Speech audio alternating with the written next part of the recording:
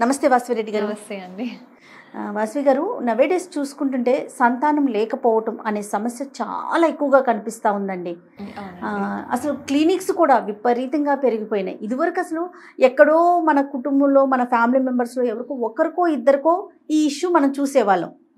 కానీ ఇప్పుడు ప్రతి ఫ్యామిలీలో మన ఇంట్లో పిల్లలు లేరు, లేకపోతే మన అక్కకో తమ్ముడుకో ఇట్లా అంటే ఈ ఇష్యూ అనేది చాలా ఎక్కువగా కనిపిస్తూ ఉంది కదండి. రీజన్స్ అంటే అసలు మనం ఏమనుకోవాలి, ఎందుకు ఫెర్టిలిటీ ఇష్యూస్ ఎక్కువగా పెరుగుతున్నాయి? ఫర్టిలిటీ ఇష్యూస్ ఎక్కువ పెరగడానికి first reason age factors consider చేయాలి. అంటే ఒకప్పుడు మ్యారేజెస్ అనేది 18, 19, 20 ఇయర్స్కే చేసుకుంటున్నాయండి. అవునండి. లైక్ ఈ మధ్య మట్టుకి like all the working women, so వాళ్ళకి ఫస్ట్ లైఫ్లో సెటిల్ అవ్వాలి అన్న దానితోని సో మ్యారేజెస్ కొంచెం ఇట్స్ నాట్ 30, కొందరు 35 తర్వాత కూడా చేసుకునే వాళ్ళు ఉన్నారు. సో ఏమవుతుందంటే 30 ఇయర్స్ వరకు ఓకే, కానీ 35 ఇయర్స్ దాటాక so quality and quantity of egg అనేది డిఫరెన్షియేట్ అవుతుంది. సో క్వాలిటీ అండ్ క్వాంటిటీ తక్కువ అయ్యే ఛాన్స్ ఉంటుంది ఏజ్ పెరిగిన కొద్దీ.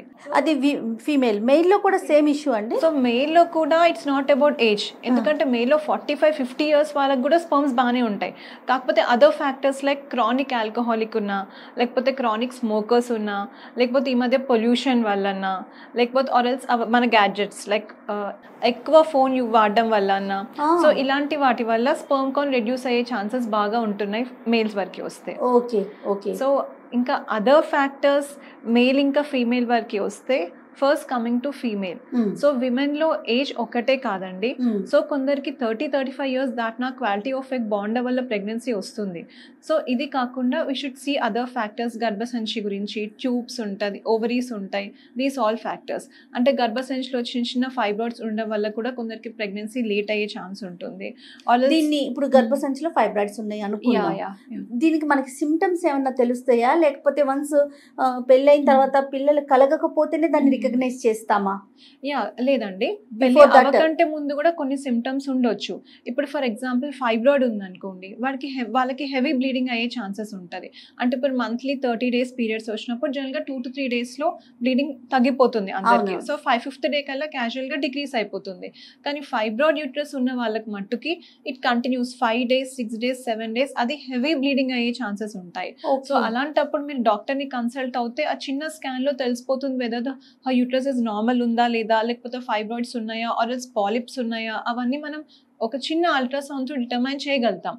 సో అవి నెగ్లెక్ట్ చేయకుండా ఉంటే బెటర్. అదొక కాజ్. ఇంకా అండి, సో ఇంకా కాజ్ యూట్రస్ కాకుండా ట్యూబ్స్ ఉంటాయండి. సో ఫెలోపియన్ ట్యూబ్స్ అంటారు.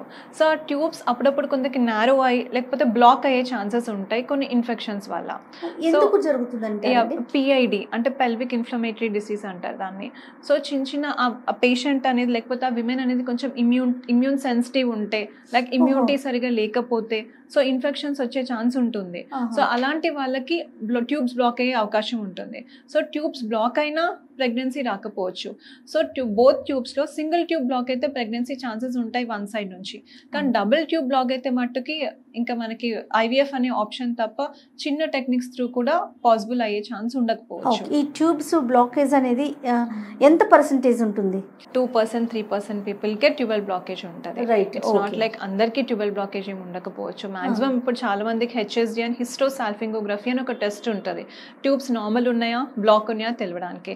సో మాక్సిమం 90%, 95% వాళ్ళకి ఓపెనే ఉంటాయండి. వెరీ మైన్యూట్ కొందరికి మట్టు బ్లాక్ ఉండే ఛాన్స్ ఉంటుంది.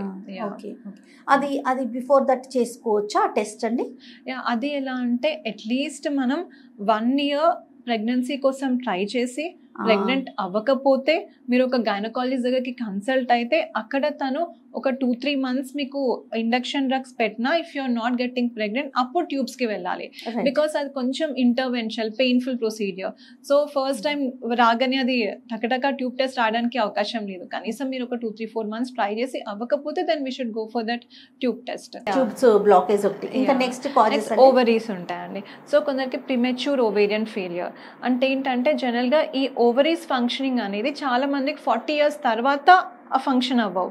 కానీ కొందరు ఫీమేల్స్కి 25 years, 30 years, 35 yearsకి కూడా ఓవరీస్ పని చేయకుండా అవకాశం ఉంటుంది. సో అలాంటప్పుడు వాళ్ళకి ప్రెగ్నెన్సీ రాదు.